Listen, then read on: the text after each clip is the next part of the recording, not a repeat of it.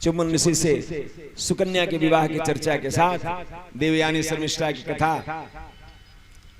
महाराज इसी कुल में रंतिदेव और अम्बरीश जैसे राजा हुए। रंतिदेव जो लगातार 49 दिन से उपवास कर रहे थे, खजाना सारी प्रजा में बांट दिया, अकाल पड़ा था, अब शेष कुछ नहीं था। 50वें दिन कुछ भोजन बना और जैसे ही भोजन करने बैठे सामने एक कुत्ता श्वान दिखाई दिया। मानो कह रहा हो कि राजन आप तो 50 दिन के भूखे हैं, आपके राज्य में अकाल पड़ा है, हमको तो ज्ञान ही नहीं है कि कब का अन्न मिला है, और यदि आज कुछ नहीं मिला तो प्राणांत हो जाएगा। मानो इस पशु के भाषा को सुने समझे और प्रसन्नता पूर्वक, कष्ट में नहीं प्रसन्नता पूर्वक भोजन उसको कराया। और जैसे ही भोजन कराया भगवान उससे प्रकट हुए, राजन तुम्हारे धर्म की परीक्षा पूर्ण हुई, कहो क्या दे दो। कहा महाराज जिस राजा के राज्य में अकाल पड़ा हो उसे पूछना कि क्या दो दूं। मुझे मोक्ष नहीं चाहिए, मुझे गति नहीं चाहिए, मैं स्वर्ग का राजा बनूं, ऐसा कुछ नहीं चाहिए। मेरे प्रजा में सुख शांति रहे, मेरी प्रजा भूख से पीड़ित है, अन्न धन की वर्षा हुई और इसी दृश्य के साथ रंतिदेव की मुक्ति हुई। ऐसे श्रेष्ठ राजाओं का और प्रवेश करते हैं। विचित्र घटना, विचित्र आश्चर्यचकित कर देने वाले लोग हैं। इसी वंश में महाराज अम्बरीश हुए। बड़े सुंदर चर्चा करते हैं राजन। एकादशी का व्रत था महाराज अम्बरीश का, द्वादशी को पारणा करना था। जमुना में स्नान ध्यान करके संध्या बंदन करके आए, पारणा का समय हो रहा था। इतने में दुर्वासा जी का आगमन हुआ। दुर्वासा जी को निवेदन किया, महाराज ने प्रभु द्वादशी का दिन है, व्रत की पारणा है, आप भी भोजन लीजिए। अम्बरीश ने कहा कि मेरे संध्या बंदन का समय है, मैं जमुना जी जाऊं, स्नान करके आऊं। बाबा स्नान करने गए और इधर द्वादशी बीती जा रही थी। एकादशी का पारणा द्वादशी में हो जाना चाहिए, मुहूर्त भर द्वादशी बची थी। उधर ब्राह्मण को निमंत्रण दिया जा चुका है भोजन के लिए, तो ब्राह्मण को आमंत्रित करके ब्राह्मण भोजन करे, इसके पहले भोजन कर लिया जाए। ये वैष्णव वर्ग का अपराध है, आतिथ्य का अपराध है। और उधर द्वादशी बीती जा रही है। यदि द्वादशी में पारणा नहीं हुआ तो एकादशी का फल। ब्राह्मणों से पूछा और निर्णय हुआ कि ठाकुर जी का चरणोदक तुलसी पत्र लेके द्वादशी में ही ग्रहण कर लिया जाए तो द्वादशी के फल में विघ्न नहीं होगा, एकादशी की पारणा हो जाएगी। और अन्न ग्रहण नहीं किया इसलिए ब्राह्मण का भी अतिथि का भी अपमान नहीं होगा। ऐसा विचार करके ठाकुर जी का चरणोदक मात्र लिया था। इतने में बाबा का आना, और बाबा ने कहा क्या हुआ राजन। कहा महाराज आप भोजन कीजिए, आप यहीं की परीक्षा में तो हैं। कहा कि हमने तो देखा सुना कि तुमने द्वादशी का पारणा कर लिया, सत्य बात का निवेदन कर दिया। और निवेदन किए, इतने में दुर्वासा जी क्रोध में लाल लाल,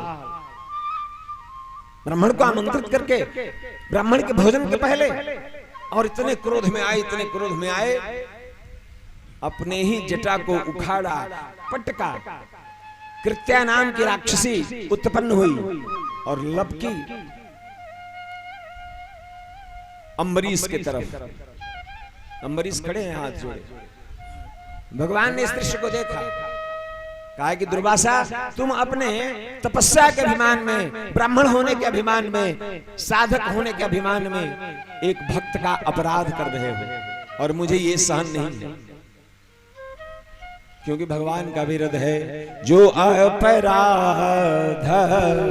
भगत कर करई जो अपराध भगत कर करई जो अपराध भगत कर करई जो अपराध भगत कर करई राम रोष पावक सो जरई राम रोष पावक सो जरई राम रोष पावक सो जरई पावक सो जरई पावक सो जरई।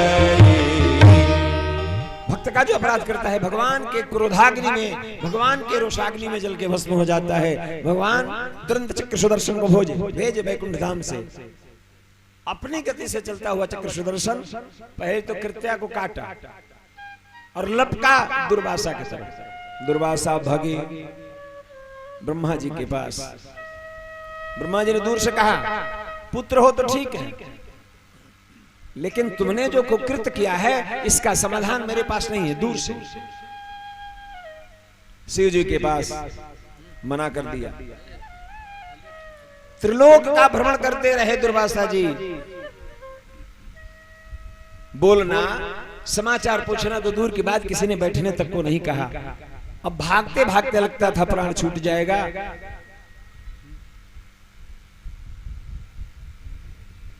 महर्षि नारद मिले और महर्षि नारद ने संकेत किया कि आपने भगवान का अपमान किया है, अपराध किया है, तो भगवान के शरण में जाइए। श्रीमन नारायण के शरण में जाके दुर्वासा बाबा झुके और अपने अपराध को, अपने गलती को स्वीकार किया। लेकिन भगवान ने बड़ा सुंदर उत्तर दिया कि बाबा आप ब्राह्मण हैं, साधक हैं, तपस्वी हैं, सब ठीक है, लेकिन मेरी एक विवशता है। कितना सुंदर उत्तर भागवत के भाषा में है, समझिएगा। आप गृहस्थी लोग हैं, हम गृहस्थी लोग हैं, बैठे हैं।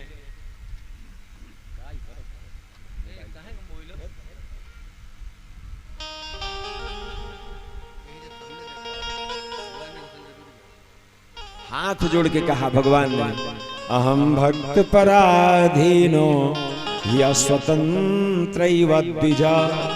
अहम भक्त पराधीनो या स्वतंत्र द्विजा।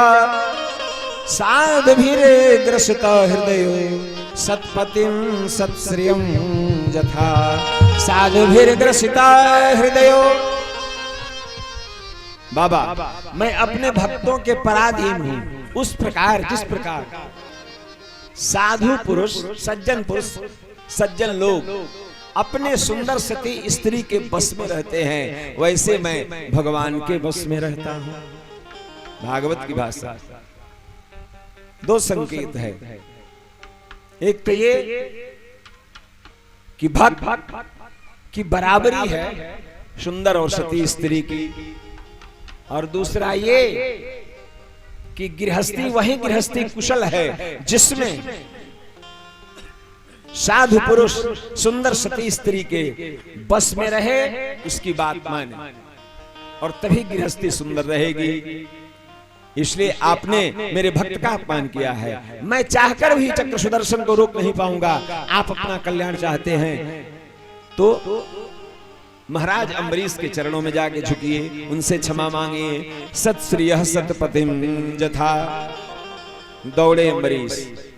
1 वर्ष हो गया इस क्रिया को, इस घटना को। अम्बरीश खड़े हैं और अम्बरीश के मन में आ रहा है कि हे भगवान, मेरी द्वादशी बिगड़ जाती तो बिगड़ जाती, मैंने क्यों ऐसा किया, मैंने ब्राह्मण का अपमान किया। दौड़े दौड़े गए तो संकल्प क्या लिया महाराज अम्बरीश ने कि मैं अपने संपूर्ण जीवन में, अपने संपूर्ण राजतंत्र में यदि कभी किसी का मन वाणी विचार से किसी ब्राह्मण का अपमान नहीं किया हूं तो, और कभी किसी परिस्थिति में मेरे मुख से मिथ्या शब्द नहीं निकले हो तो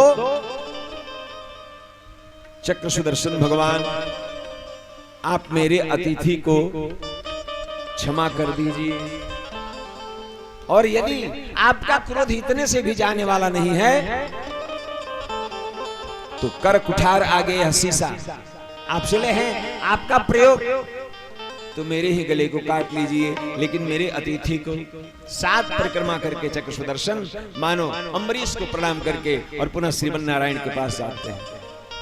दुर्वासा जी अपने गलती के लिए क्षमा मांग रहे हैं, अम्बरीश अपने गलती के लिए क्षमा मांग रहे हैं। अम्बरीश ने कहा कि बाबा वो सब होगा, पहले आप भोजन कीजिए। 1 वर्ष तक इसी परिस्थिति में ऐसे महान लोगों का कथाक्रम को आगे बढ़ाते हुए